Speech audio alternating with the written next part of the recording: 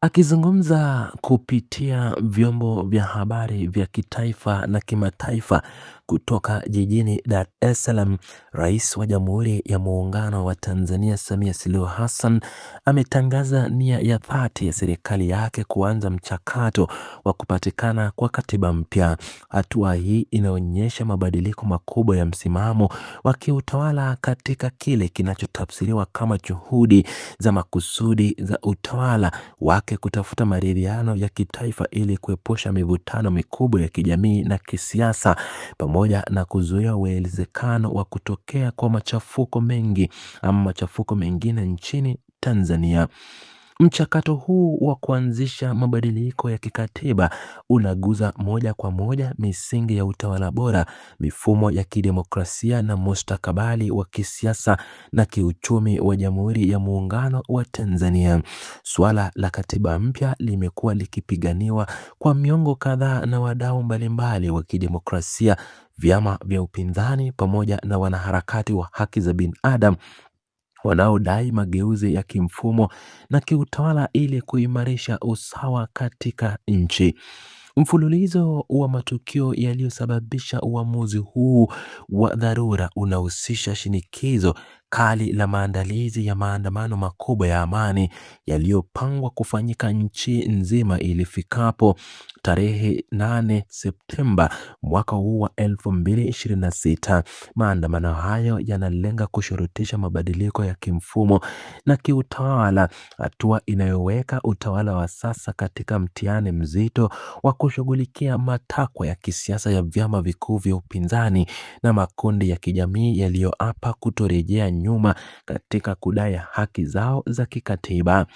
Akishikilia maelekezo ya mkuu wa nchi, waziri wa nchi ofisi ya Rais, mipango na uwekezaji, Profesa Kitila Alexander Mkumbo, akizungumza na waandishi wa habari katika ukumbi wa mikutano ya wizara hiyo jijini Dodoma, amethibitisha kuwa utawala wa awamu ya 6 umeweka kipaumbele cha kwanza katika kuanzisha mjadala wa kitaifa utakaoleta mabadiliko ya kisheria na mifumo ya kiuchumi. Waziri huyo wa mipango na uwekezaji amebainisha kuwa Rais Samia Suluhu Hassan anaongoza nchi kwa misingi imara ya kidemokrasia na utawala wa sheria, akieleza kuwa mchakato huo wa katiba mpya ni sehemu ya utekelezaji wa ahadi zilizomo ndani ya ilani ya uchaguzi ya Chama cha Mapinduzi CCM, unaolenga kuboresha mifumo ya utendaji ili kukidhi mahitaji ya kizazi cha sasa na cha kijacho cha Watanzania. Shinikizo hili la kisiasa kwa kiserikali limeongezeka kwa kiwango kikubwa kufuatia mtazamo dhabiti wa makamu mwenyekiti wa Chama cha Demokrasia na Maendeleo Chadema, ambaye amekuwa mstari wa mbele kuhamasisha umma kupitia mikutano ya hadhara na majukwaa ya kijamii. Makamu mwenyekiti huyo wa Chadema amesisitiza kuwa utawala wa Rais Samia Suluhu Hassan unapaswa kutekeleza mambo matatu makuu bila masharti, ikiwa ni pamoja na kumwachilia huru mwanasiasa wa upinzani Tundu Antipas Lissu, ambaye kwa sasa anahitaji matibabu ya dharura nje ya nchi kutokana na changamoto za kiafya, kupitishwa kwa katiba mpya inayokidhi vigezo vya wananchi na kubadilishwa kwa muundo wa tume ya uchaguzi ili kuhakikisha usawa katika michakato inayolinda demokrasia. Ucheleweshwaji wa utekelezaji wa madai hayo umeweka serikali katika wakati mgumu kiutawala, kwani uliongeza hamasa kwa wananchi kuanza kujitolea michango ya kifedha kufanikisha maandamano hayo yanayopangwa, jambo linalotishia usalama na utulivu wa ndani wa taifa. Hali hii imejenga mazingira ya kisiasa yanayolazimu mkuu wa nchi kutafuta suluhu ya haraka kabla ya tarehe iliyopangwa ya maandamano hayo nchi nzima kufika. Mbali na shinikizo la ndani ya nchi, changamoto kubwa ya kiutawala zinachangiwa na masharti mapya na makali yaliyowekwa na Bunge la Ulaya, ambalo limetoa azimio rasmi likitaka serikali ya Tanzania kuheshimu misingi ya haki haki za binadamu na kurejesha mchakato wa mageuzi ya kikatiba. Bunge hilo la Ulaya limesisitiza kuwa litaendelea kufuatilia kwa ukaribu mwenendo wa kisiasa nchini humo na kwamba ushirikiano wa baadaye unategemea kwa kiasi kikubwa jinsi utawala wa sasa utakavyoshughulikia malalamiko ya wapinzani na kuruhusu uhuru wa kujieleza na kukusanyika bila hofu ya kukamatwa au kuteswa kwa viongozi wa kisiasa.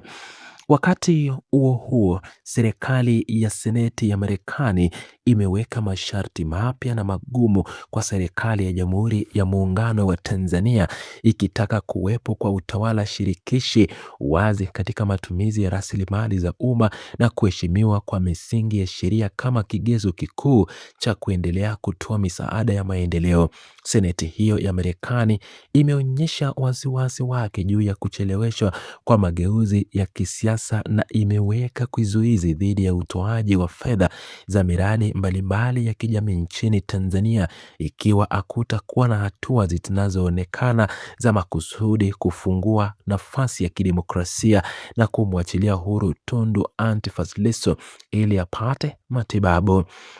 Hatua hizi za kiuchumi na kidiplomasia zimeathiri moja kwa moja mipango ya kibajeti ya serikali, jambo linalomlazimisha Rais Suluhu kuachana na msimamo wake wa awali uliokuwa mgumu kuhusu madai ya vyama vya upinzani. Shinikizo hilo la kimataifa limeongeza uzito wa madai ya ndani na kuyafanya yawe ya mwangwi mkubwa katika ngazi ya kitaifa na kimataifa, huku serikali ikijaribu kunusuru mikataba na misaada ya kimaendeleo. Ushawishi wa kimataifa umeendelea kuwa changamoto kubwa kwa utawala wa awamu ya sita baada ya Jumuiya ya Madola kuweka masharti mapya yanayomtaka rais wa Tanzania kuhakikisha kuwa mageuzi ya tume ya uchaguzi yanafanyika kabla ya uchaguzi kuu zijazo ili kuizuia migogoro ya kisiasa inayoweza kufuruga amani ya kikanda. Jumuiya hiyo ya Madola imebainisha kuwa nchi wanachama lazima zizingatie misingi ya demokrasia iliyowekwa kwenye mkataba wa jumuiya hiyo na kwamba kukataa kusikiliza kwa sauti za wananchi na vyama vya upinzani kunaweza kuingiza Tanzania katika orodha ya nchi zinazokiuka misingi hiyo, jambo linaloweza kusababisha vikwazo vya kidiplomasia na kupoteza nafasi yake ya ushawishi katika masuala ya kimataifa. Kutokana na hatua za pamoja za kimataifa ya kigeni ikiwemo Marekani, Canada na Sweden kuizuia na kuisitisha baadhi ya misaada yao ya kifedha kwa serikali ya Rais Samia Suluhu Hassan, sasa analazimika kufanya maamuzi magumu kati ya kukidhi mahitaji ya kiuchumi ya nchi na kukabili matakwa ya kisiasa ya ndani. Hatua hizi zote zimechangia kuifanya serikali ya Tanzania kuona umuhimu wa kurejea kwenye meza ya maridhiano na majadiliano ili kulinda taswira ya nchi na kuvutia uwekezaji wa kigeni.